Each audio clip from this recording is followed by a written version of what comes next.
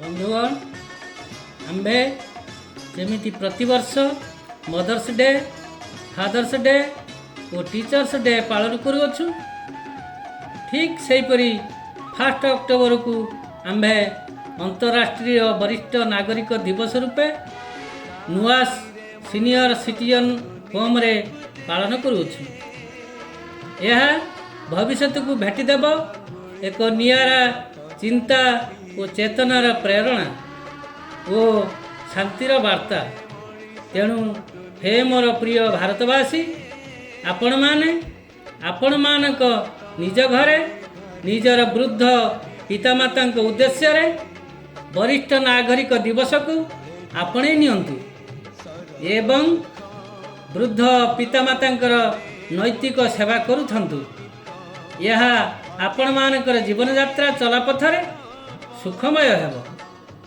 तेणु आपण मानक आगरे एक वीडियो शो माध्यम एक वार्ता उपस्थापन करुछु।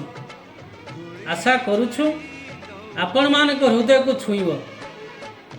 आपण माने आपणक बहुमूल्य समय दे ये वीडियोटी को देखुथंतु।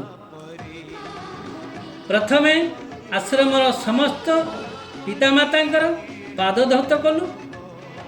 पाद सेवा पर वरिष्ठ नागरिक दिवसर आस्थान पूजा कलु।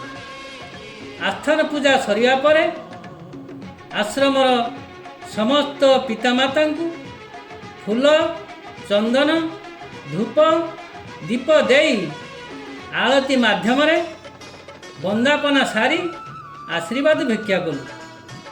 तत्पर आसीथिबा निमंत्रित अतिथि माने जन जन करी वृद्ध पितामातांकर कर्ममय जीवन में घटुवा समस्त अतीत वर्तमान घटना गुड़िकर तर्जमा करथिले। यह वृद्ध पितामातांकर वृद्ध बयसर समय चक्र रे घटुथिबा घटनावली को सूचाउछि बोली से कहिथिले। तापरे तांकर अवशिष्ट जीवन यात्रा किपरि भगवान सेवारे लागिब मनरे भगवत चिंताधारा उद्रेक हेब केमिति भावरे संज सकाळ भगवान को नाम स्मरण कीर्तन रे लिप्त रहिबे तथा शरीर को सुस्थ रखिबा पई योगाभ्यास करिवे से विषय प्रांजल भाव बुझाई। सर्वशेष आम आश्रम वृद्ध पितामाता आत्मा को संतुष्ट करने उत्तम भोजनर व्यवस्था होइथिला। भात डालमा पनीर खट्टा पापड़ और मिठार व्यवस्था करा जाइथिला। दैनंदिन परी सेमाने निज निजर डाइनिंग रे बसी पड़िले। तत्पर आम्भे माने तांकु प्रस्तुत होइतिबा खाद्य को परसी देनु। सेमाने शांति रे खाइले।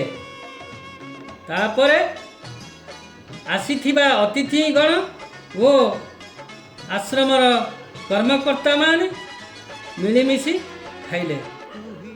आशा करूछु वीडियोटी आपनकु भल लागिथिबो। आपनक मतामत कमेंट माध्यम रे जणाइबे। जय जगन्नाथ। निष्पत्ति आपनक हाथ रे।